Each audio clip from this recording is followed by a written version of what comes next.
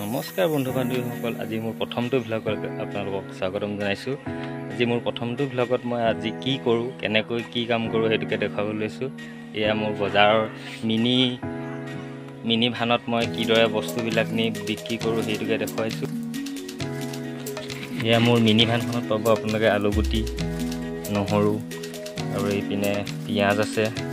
বজাৰ নিবৰ কাৰণে পেকিং কৰি থৈছোঁ। এয়া ঘৰৰ যে বুটলি অনা সেউজীয়া শাক পাচলি, ঢেকীয়া, তৰৈ, বেঙেনা, বিলাহী আৰু লগতে কোমোৰা আছে, ৰঙালাও আছে আৰু আপোনাৰ এইবিলাক দৈনন্দিন প্ৰয়োজনীয় সামগ্ৰী আৰু আপোনাৰ শাকৰ গুটি, যিকোনো ধৰণৰ শাকৰ গুটিয়ে মোৰ মিনি ভানত পাব। তিয়ঁহ, আমাৰ এই ঘৰতে কৰা জিকা, নিজে খেতি কৰিছিলোঁ। জিকা আছে, কচু পাব আপোনালোকে, কাজি নেমু আৰু এইপিনে তামোল পাব।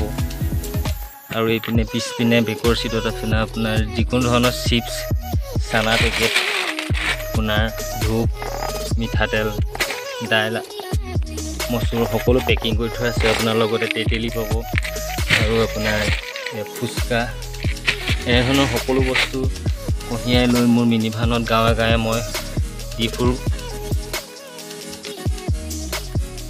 আৰু এনেধৰণে সকলো বস্তুখিনি পোৱা যাব মোৰ মিনি ভানত।